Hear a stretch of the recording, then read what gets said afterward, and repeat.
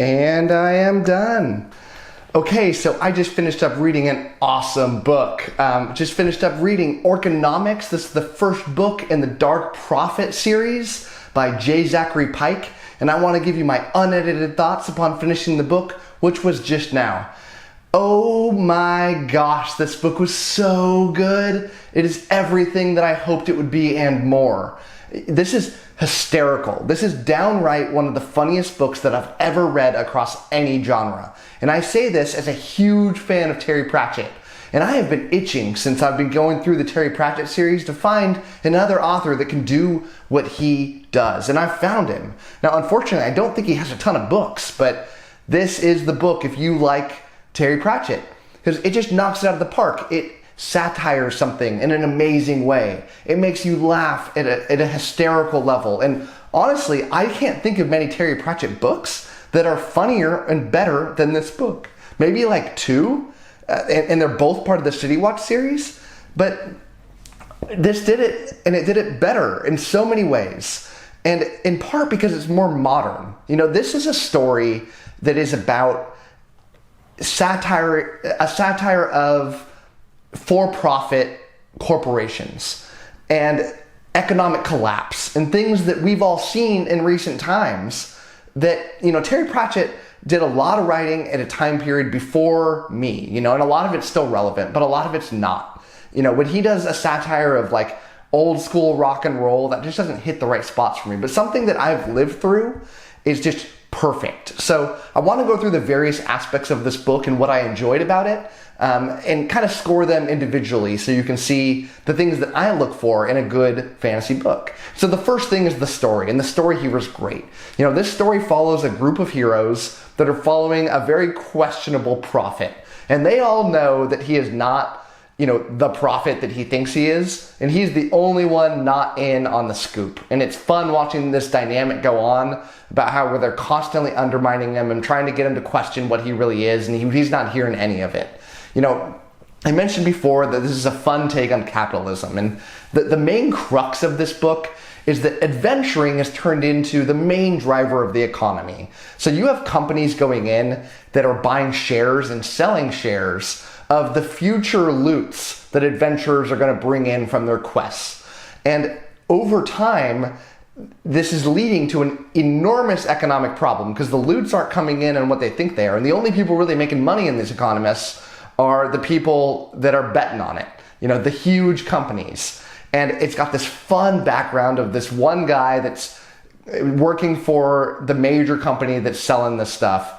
And he knows the economic collapse is about to happen. But the major guys that are running this have their head in their sand. They're purely driven by greed, and they are marching towards a cliff. And it's really fun to watch them totally oblivious to what's happening, but watching it happen nonetheless. And so it's got this fun fantasy backdrop to these really serious topics. But it's not just, you know, this for-profit industry stuff that is a satire of. It's also playing with this concept of sweatshops. It's playing with things like drug use. And in this book, drug use is not drugs, it's potions. So you have these drug addicts that are slitting them, you know, causing huge damage to themselves, and then taking a potion to heal themselves. And they get huge warmth and pleasure, clearly a drug-induced type of thing when they go through this process. But they're clearly addicted to it. And watching this addiction cycle go on can get a little dark at times in this book, but it's fun to read about nonetheless. You know, it's got this fun chapter that's clearly playing with this concept of, you know, lax gun ownership laws. And in these books, it's weapons. But it constantly does this throughout the book and plays with these different concepts in a great way. So the story itself moves a little bit slow. The pacing's very good, though. It does have these moments of big action, but I do like the slower pacing for a story like this because it lets the character dynamics play out and lets the dialogue kind of be the champion in this book, which it really needs to be for a funny book. You know, you don't need like this crazy fast plot in a book that's trying to do what this is doing. So let's move on to the world building. And the world building is okay.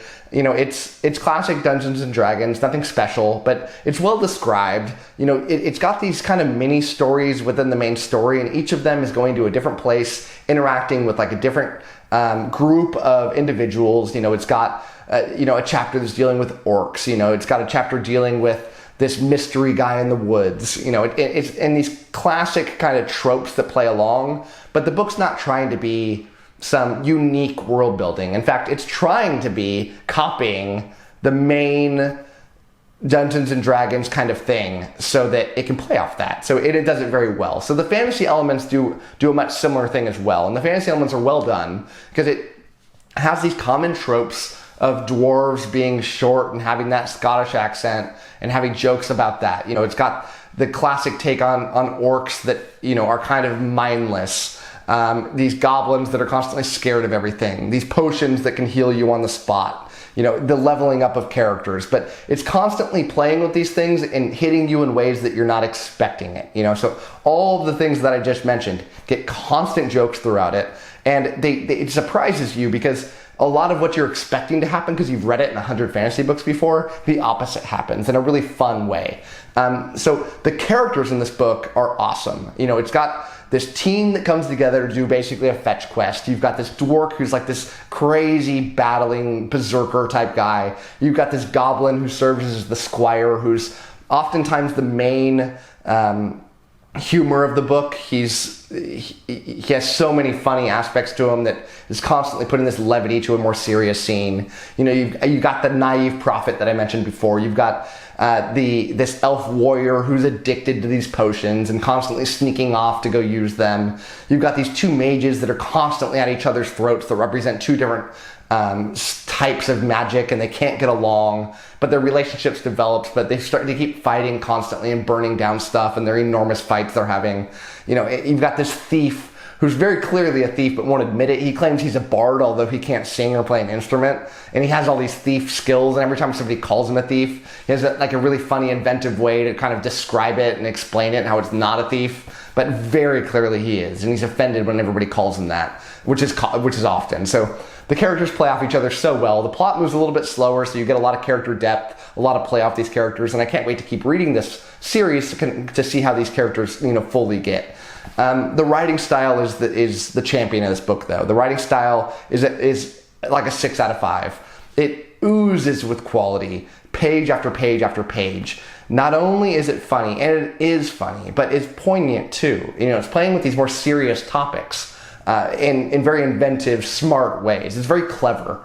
But the writing is hysterical. There were moments of this book where I was like crying laughing. The hardest I've ever laughed in a book is in this book, and in one chapter in particular involving the orcs. I don't want to say anything about it, but when the orcs show up, get ready for a wild ride. And if you're anything like me, like my wife was looking at me like as a maniac because I was laughing so hard. She couldn't figure out why I was like cackling in the background. The jokes are not constant, though. It's not like this slapstick like Naked Gun style humor where, you know, every single turn you go is a different kind of joke. But the jokes that come are awesome. It does try to play on these more serious tones sometimes, but when it needs it, it hits it out of the ballpark. So overall, this book is incredible. I can't believe how good this book is, and I cannot wait to keep reading J. Zachary Pike. I don't think he has a lot of books out, though, so I'm disappointed by that, but I'm going to gobble them up. I think this series is only a 2-book series also, so I can't wait to read the next book in the next month or so and can report back and tell you how good that one was. But it's higher rated than the first one, so I can't wait to see what's in store there. And I've heard already from people that are telling me as I was going through this one and saying that I'm reading it, that get ready for the next one because it's even better than this one. So just drop dead funny, so well done, oozes with class. Go read this book. It doesn't have enough reviews. I can't believe this author hasn't blown up by now. He should. I don't know that he will. You know, I think this book came out, you know, quite several years ago, like 5 or 6 years ago, I think. So but in my opinion, this is one of the funniest books that's ever been written, and I hope that you give this a try and like it even a fraction as much as I did, because if you do, you're going to be in for an amazing ride. So that's my review. Hope you'd enjoyed it, and happy reading to you.